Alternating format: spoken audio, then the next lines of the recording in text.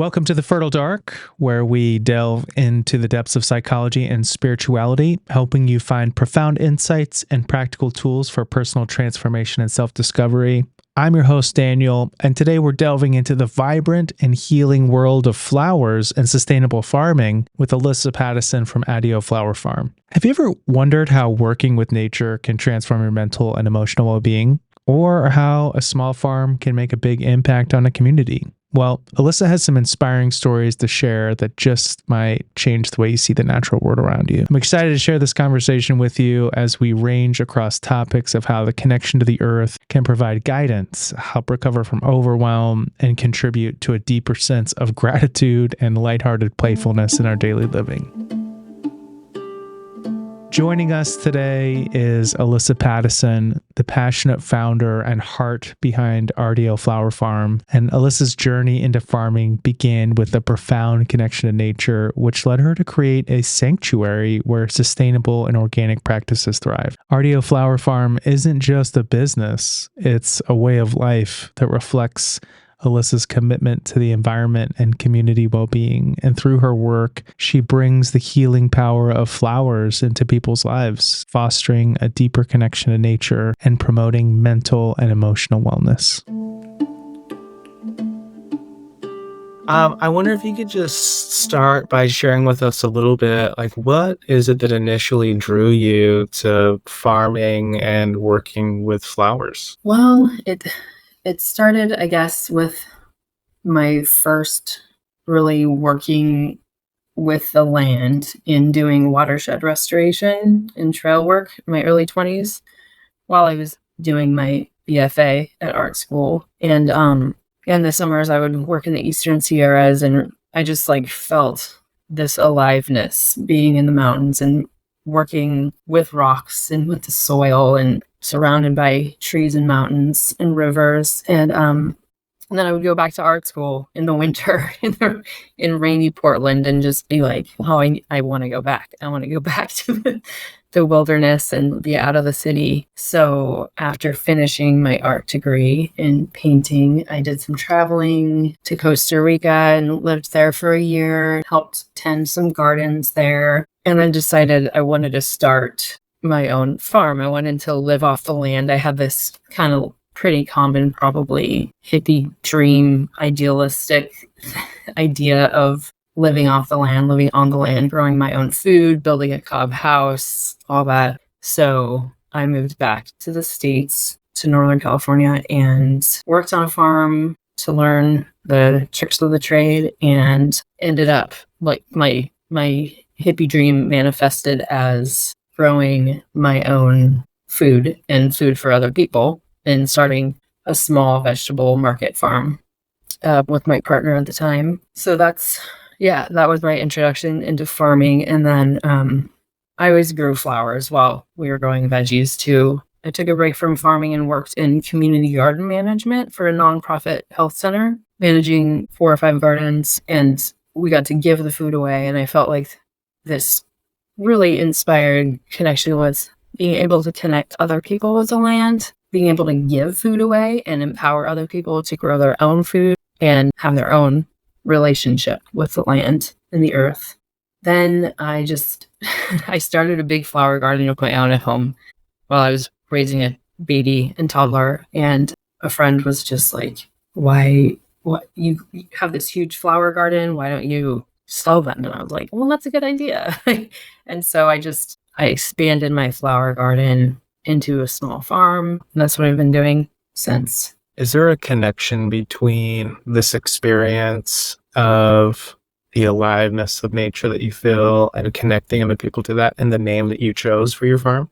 Yeah. So Artio is the bear goddess. Some resources say it's Celtic, some Swiss, I think I read also, but I feel really connected with the bear as just guide, symbol, animal friend, and bear as protector of nature, and also bear as guide of dream time, because I have these long hibernation stints, and Artio as a symbol and as the image of my business. I wanted to relay like a connectedness with nature, and like as a protector, as like a fierce protector of nature and a friend, an ally. Like I'm just really curious here. Like this is such a beautiful image. This bear goddess, this protective bear that watches over nature, and then the connection to the dream. And I wonder, how have you seen that image of Artio come out in your work, like with gardening and with nature as you've worked in your farming business? I do feel like a protector of nature. Like I prioritize being in harmony with nature and not taking too much. Like with farming, there's so much taking, it can be really extractive, and I don't want to farm like that. I want to be regenerative and work with the land, not take from it too much. So in my farming practices, I mean, it's doable because it's a very small farm. I have 1/8 of an acre and 2 greenhouses. And it's just me working on the farm pretty much, except for a couple friends here and there seasonally. So it's doable that I can make these choices that, I'm not going to use any chemicals. I'm not going to use plastic except for, the tarping of the non-tilling kind of practices that I do sometimes. And I can really be mindful in the ways I interact with pests. There are a lot of gophers in my gardens, and it's really, really frustrating sometimes. But I'm like, they're animals too. They live here, and they are aerating the soil, and they provide some benefits to balance out them killing a lot of my plants. So yeah, I feel like fortunate in that I can choose the ways that I am interacting with nature in a mindful and purposeful way. It's a labor of love for sure. I don't make a lot of money doing it, and I love doing it. I love working with plants. I love working with soil and working outside, and I would do it if I didn't get paid at all. But yeah, I feel like a steward, like a protector and a steward of this small piece of land that I tend. Could I just ask, what is it that you love so much about working with the land? What comes to mind instantly is all the sensory, the tactile, just sticking my hand in the soil, just like a fluffy bed of soil, and the coolness down deep, and the smell. I mean, growing flowers is awesome for the smells, and all the color, and just in the interaction with nature, like immediate, right? I'm right there, like hummingbirds that buzz me, hawks fly overhead, and just it makes me feel like I am a part of nature. I mean, we are all a part of nature. We're not separate from it, but it reminds me of that constantly. The closeness, the groundedness. Oh, I love that. Yeah, there's something really special about the feeling of fresh soil, like that really like rich, aerated dirt. Like when you put your hands in it, like the texture of it, the smell of it. There's a different quality of air when you're around living green things, that there's an aliveness that it brings. It's really special. I love that. As you were talking about that, it was like you lit up. I wish people could see just how alive you look when you talk about this experience of just working with the land and being in the ground, and even talking about working with gophers to like balance the destructiveness and the aeration. How have you experienced changes in your well-being as a result of working so closely with nature? I find it's balancing, it's humbling. There are all the endless benefits that people can list of, the microorganisms in the soil being good for mental health and physical health. I've worked in farming for so long now, it's hard to kind of contrast the difference of how it was before. But I know if I imagine, I mean, we're in grad school together, and I'm planning on being a marriage and family therapist in the future. But if I imagine that future without gardening or without working with plants in some way, and I would love to do this with other people, then it just feels empty, so then I know, like, I need this. I need to work with the earth somehow, be in close relationship with the land and with the animals that are all around. It's benefited me countless ways. I don't know who I am without it, really. I mean, could you just talk a little bit more about it? It just feels like there's a lot there for you. Like when you think about that richness and aliveness through the land. I feel like, it's hard seeing the differences of your own perspective compared to other people's when you're living as yourself. But I believe everyone could really greatly benefit from being close to nature. And even if that means, you're living in a city and just having an image, a painting on your wall or a house plant or, painting on your wall of a tree or something, and using nature as a metaphor and symbol in so many ways. I mean, yesterday I was talking with someone about the image of the river. Like, I had the opportunity to visit the Trinity River last weekend, and it was so cold and clean and fast moving, and it was just like so refreshing. It was just like what my soul needed. Just thinking about this image of the river and thinking about myself, for example, like being resistant to change, and just using the river as a metaphor of change and being okay with change, because the river is always itself. It's always constant, and it's constantly flowing by and changing in every way. So yeah, just using parts of nature as metaphors for healing, and noticing animals or insects or plants as they pass through our perception and seeing what wisdom they can teach us. I think that's a huge way in that nature can help heal. And this image of the river is really powerful. I wonder if there are examples of metaphor from nature that have been particularly impactful for you, like over your own journey. Yeah, mostly I think it would be kind of animal guides. The bear, for one, and the red-shouldered hawk is an animal that I've felt really drawn to for many years. My associations with it are always changing, but it's like this free, expansive, fierce symbol for, learning to live fiercely and independently. And mostly animal guides, and the river is always a place I go to for wisdom and serenity. Like, what is it that led you to that? I have my own kind of journey of coming into this metaphorical relationship with nature. I'm just curious, like, how did you get to this place where animal guides became such a powerful metaphor for you?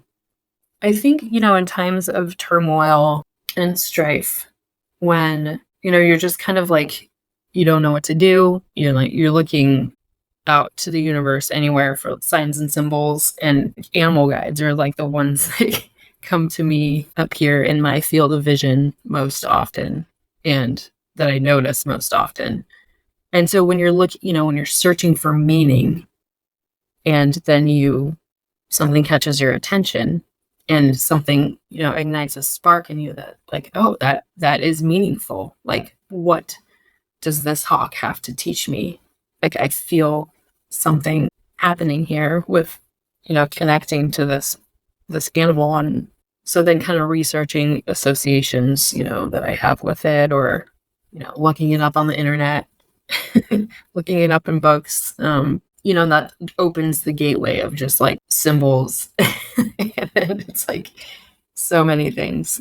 Anything could be a symbol. It's just a matter of finding what's meaningful for you individually. Yeah, that's such a great way to direct someone to a really powerful practice. I love that. I'm just walking into nature, looking for meaning and seeing something that we can then connect to, help us to find and access that deeper meaning. It sounds like for you, like, these have been really transformative experiences, like this connection to the image of a bear or the red-shouldered hawk. And I'm curious about how that translates, because I want to come back a little bit, because you talked about these practices you have when you're in the farm, being really careful and discerning about the kinds of practices that you engage in. I wonder, how does this relationship with these guides or with nature as a whole, how does it translate into sustainable practices, and maybe what are some examples of sustainable practices that you implement in your farm? Yeah, so examples would be low water use. I do use a form of plastic in irrigation for my sorry, I misspoke earlier, but I use drip tape for irrigating. So being mindful of water use, low tillage practices. So I'm not breaking up the soil structure more than I need to. A few seasons I've done no till, but it proved to increase the gopher action and it was really hard to get stuff. I use mulch when appropriate. I don't use a lot of machinery. I'm not using a lot of fossil fuels unless I'm tilling once a year. And I don't use any herbicides or pesticides besides like neem oil once in a while. When I am on it, I like to make compost teas out of plants that are in the area, like horsetail provides a lot of natural silica for plants. Nettle is a great nutrient for other plants. As much as possible, I use local or regional products for fertilizer. Like I use fish bone meal and oyster shell flour, which are pretty closely harvested in a byproduct of the fishing industry. Yeah, so just like being mindful of any product that I use in the soil. And, it's like the do the least harm sort of philosophy. Like I live in a really urban area in the city, and I have very minimal farm space. I mean, I have a couple raised beds. That's about what I can get in my yard. If I were to try and incorporate some of these practices into my own gardening, how would I do that? Like, what would you recommend for someone? Well, where you live, it's a totally different story because it's a totally different climate. So I don't know. I guess, it just depends on kind of like it's climate and place dependent. But really, like it's the simplest way of gardening is simple regenerative gardening. It's very simple. I'm really interested in understanding that a little bit better because I feel like, my exposure to incorporating plant life and things into my immediate surroundings is like I go to the store and buy some plants already, or I maybe can grow them from seed. And then I put in some good soil in my raised bed, and then I dig some holes, and then I plant the plants and I cover them up and I give them some water, and maybe I mulch and maybe add something to the soil like worm castings or something like that. And so I guess how would I translate simple regenerative practices into that kind of scenario of I just have some garden beds in my house? Well, I think you're doing it, right? If you're not applying like Roundup or Miracle Grow or something like that, like some chemical fertilizers or pesticides, then it's good for everybody, including the soil microorganisms and critters around. So yeah, you're doing it. I love the intentionality with which you approach this experience. Yes, it's your business. And also, it seems like there's a real intentionality behind the degree or quality of interaction that you have with the land itself. What are some things that help you to be able to maintain that intention? Honestly, I think the journey through grad school has really helped me to maintain an intentionality because it's just reminding me how important living authentically and finding meaning is to me. I've been reminded a lot of what is important to me in, finding meaning in what I do. And that, running a business, like our work is our life. Like we spend so much time in our work. And if we're going to not do it, in the right way that feels good to us, then what's the point? So it's just, I feel like I've been reminded and reminding myself of, sticking to the path of integrity, like as much as possible, and just really keep doing what's important to me and what feels right. We're trying to like steer towards that at least as much as possible. I feel like that's really hard to do sometimes. Like there's so many different things, like so many different inputs that seem to want to push us off course. Like, are there practices, other kinds of experiences that you find help you stay really aligned with that authenticity and integrity? I think just kind of like checking in, like finding moments of stillness and off and on meditation practice, connection with others, kindred spirits who you see something in that, inspires you, steers you towards the way you feel is good in the world. Yeah, I think just checking in mostly, just taking time to contemplate, feel into things. That is such beautiful advice. It's such a beautiful practice. Just knowing you a little bit, I see how this has been impactful for you, just in getting to interact with you and feel that intentionality and integrity that you bring with you everywhere. But I think it's also easy to hear that and say, yeah, well, my day is packed, sun up to sundown. I basically wake up and then I grind and then I sleep. Could you walk us through an example of a day? Like, how do you fit these kinds of practices into a normal day? I don't know. These are my thoughts and my philosophies and my aims, but it's like how realistic it is in the real-time day-to-day. I don't know how often I follow that advice. I feel really fortunate in that I have the opportunity to like work alone with plants a lot. And so the demands I have are from the needs of the plants and my, clients that I'm selling flowers to. It's coming back to like the sensory part of it, like taking the time to smell the roses.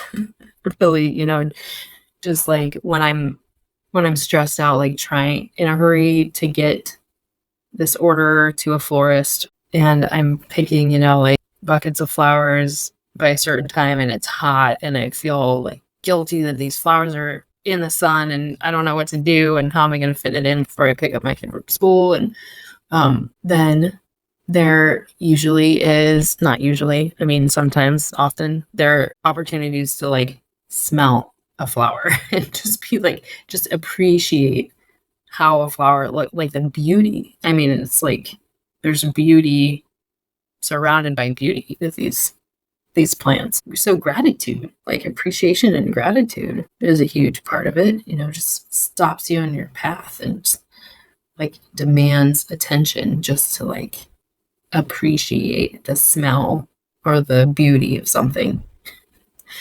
And to realize, oh, it's not a big deal. It's just like the demands of society. That is such a beautiful perspective. I love that phrase. It's just the demands of society. Could you just talk a little bit more about that shift in perspective there of like the stopping, the perspective shifting? And yeah, I'm really curious about that. Yeah, again, like I feel fortunate in this line of business. It's not life or death. I'm not a surgeon trying to save someone's life or anything. So it's easier for me to stop and say like, it's no big deal than it is for someone in the operation room or something. It's like bringing a lightheartedness and a sort of play aspect to it, just like appreciation, just exploring, bringing curiosity into it. Just like, oh, what does that flower smell like or whatever. I keep going back to the sense, but yeah, just staying curious and playful, and then realizing like my surroundings of plants and insects and being part of this larger world of life, and just being a small part of it, but being a part of it, having some sense of belonging and relationship. Yeah, that just feels really supportive too. And there's something really special about that lighthearted playfulness and the way that it just changes the experience of the day. Yeah, you can be so serious.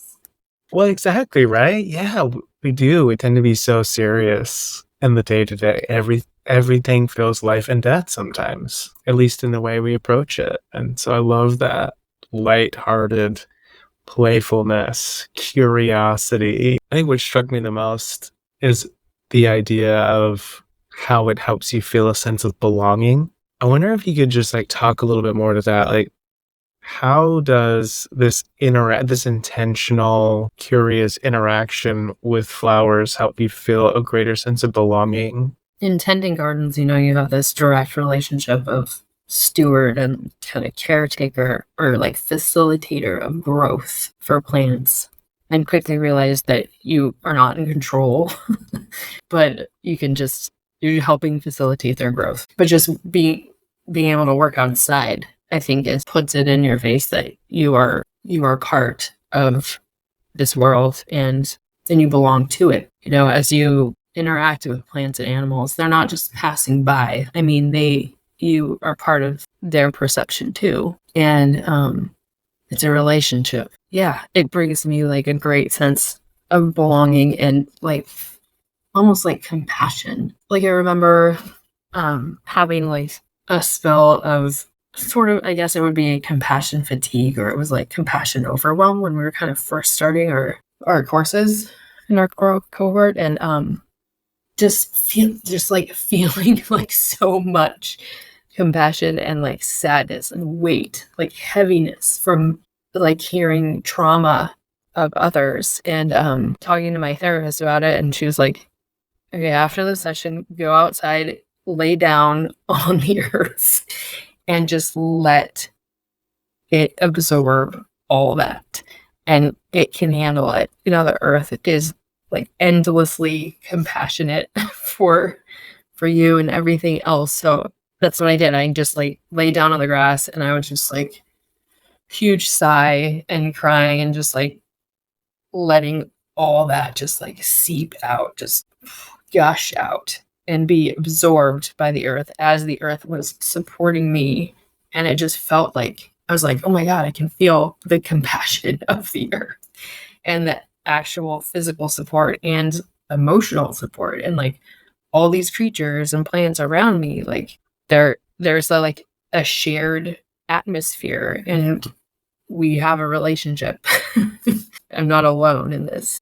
It was a really profound, beautiful moment for me.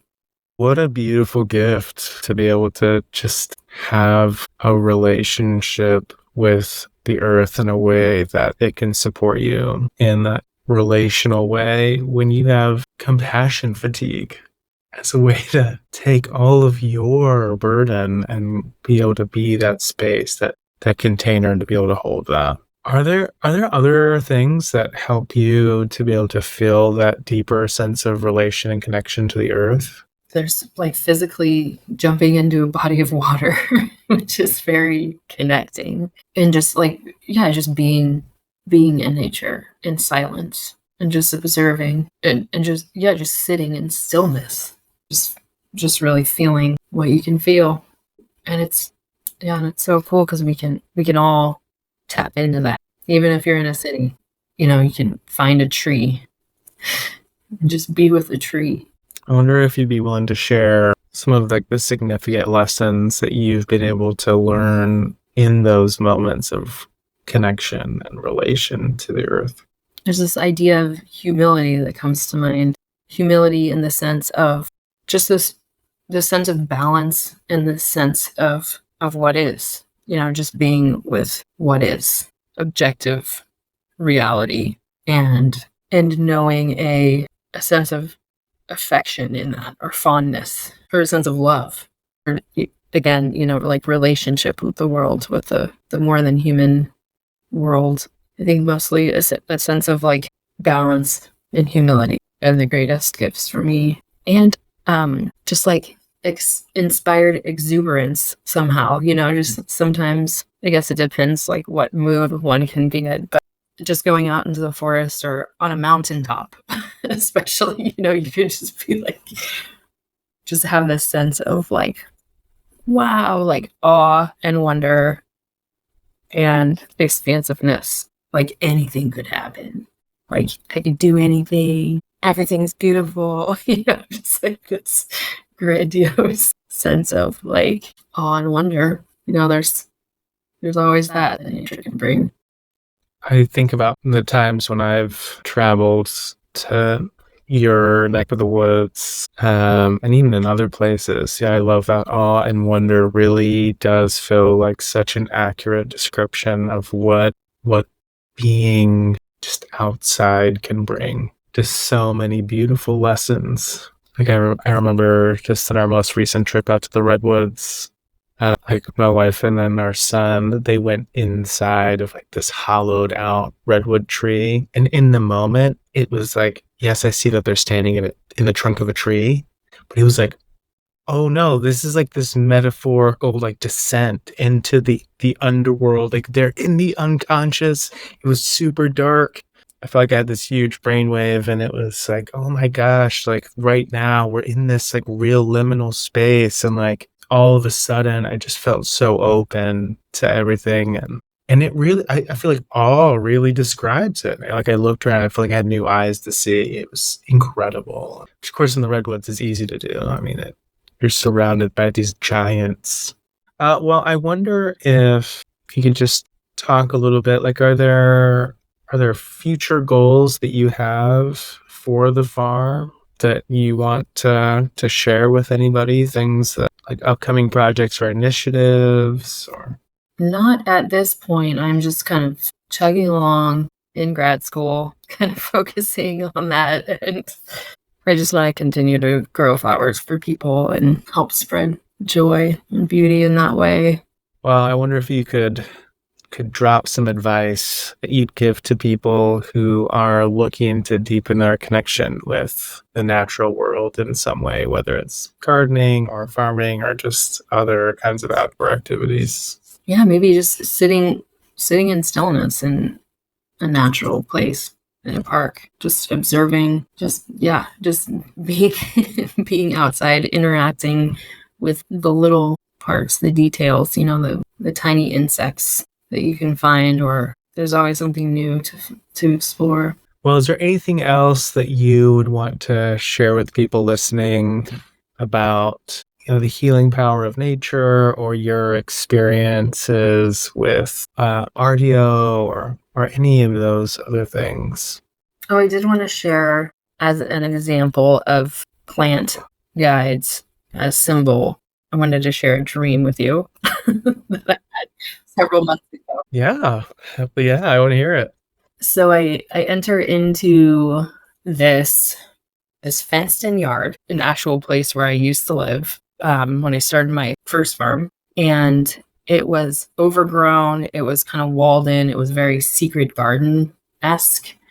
And I walk in, and everything's overgrown. Like there's some sort of carport structure or greenhouse that's just like overgrown by these vines, and there are just plants, I'm like moving through that are up to my eyes, and I interacted with these plants like in the stream. It was really amazing. There was this wisteria that was growing over the structure that was just like vigorously just thriving and reaching out, and I just felt like this kinship with it. I was like, wow, this plant is like reaching out to me, and I feel this love towards it.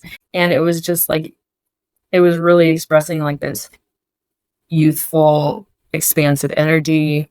And then moving further through the garden, I saw this walnut tree, this old walnut tree that was also like one branch of it was reaching out over the fence. The rest of it was like carelessly hacked, pruned with a chainsaw or something like that. It was struggling, and it was like this strong, it's a walnut. It's like a strong, sturdy, powerful tree, but it was really struggling. And then I saw a third plant, which I have yet to identify. Like I think I'll know it when I see it in waking life, but it was like a wild native plant. Like it shouldn't have. It was like expressing the feeling of like that it shouldn't be there. Like it didn't feel okay there. This was a garden space, like too much human influence. It wanted to be in the forest, somewhere else.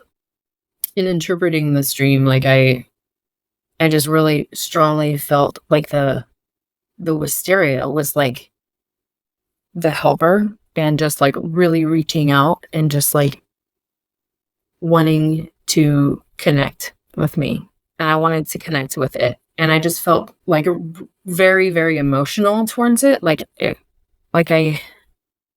that was the energy that I needed in my life. Like this youthful expansion, good-heartedness, like Jupiter solar kind of expansion and goodwill. So I saw that as like an energy that I needed to welcome in my life. And then the walnut tree was like, oh my God, what part of me has been hacked away? What part is like trying to reach over the fence? And then the third plant, like, what is the wild side of me that needs to be out of this human world and in the forest? So encountering those plants in that dream was just such a gift. And it was amazing. Like I feel really excited and glad when I have like animal or plant friends enter into dreams and explore the ways in which what are those symbols saying to me in my unconscious. It's just super, super helpful and potent. So that's another way of being connected with plants and having them as helpers. First, what a beautiful gift for you to share such a potent dream. And also what a beautiful example of how to connect with nature consciously, but then also unconsciously through dreaming. And how there are such beautiful lessons that we can learn from engaging with the earth in both places. Whether it's watching a hawk in the sky when we're trying to make some meaning out of things, or finding that moment of gratitude and lightheartedness from stopping and smelling flowers, or connecting with the need for youthful exuberance and letting our wildness out and allowing that to just be more alive in the world. I mean, just a beautiful journey that is to be able to see take place. So thank you for being willing to share that. I love it. Thanks for letting me share that. Yeah, and I feel like the more we expose ourselves to nature and plant and animal friends, the more they will enter our unconscious and kind of come out in dreams too. I just feel so grateful and honored that you're willing to come and share your story and share such really powerful wisdom about how we can be more connected to the natural world. I feel like every time I spend time talking to you, I gain so much from that experience, and so much gratitude to you for that. Likewise. Thank you so much for having me here. I really enjoyed talking to you, and thank you. So just before we go, how can people find you? How can people connect with you? Probably Instagram, which I don't post on so often, but Artio Flower Farm, Artio Flower Farm on Instagram. Or I do have a website, artioflowerfarm.com. Well, thank you so much again, Alissa. And to everybody listening, make sure you send all of the love that you can over her way, and gratitude for the wisdom that she shared with us. Thank you, Daniel. That brings us to the end of today's episode. A huge thank you to Alissa for sharing her inspiring journey and the beautiful healing work that she's doing at Artio Flower Farm. It's really been incredible to hear how her deep connection with nature and sustainable farming practices are not only benefiting her well-being, but also enriching the lives of her community. If you'd like to learn more about Alissa and her work, be sure to visit Artio Flower Farm's website and follow them on social media. And whether you're looking for ways to bring more nature into your life, or you're inspired to start your own sustainable project, Alissa's story is a great reminder to us of the profound impact that connecting with nature can have on our mental and emotional and even spiritual well-being. Thank you again for tuning in. And if you enjoyed this episode, please subscribe, rate, and leave a review. You can also connect with us on Instagram and Facebook. I'd really love to hear your feedback, questions, or suggestions for future episodes. It really helps us bring more inspiring stories to the podcast. And make sure to take a moment to step outside, breathe in the fresh air, and appreciate the beauty of the natural world around you. Until next time, keep delving deep and embracing the journey.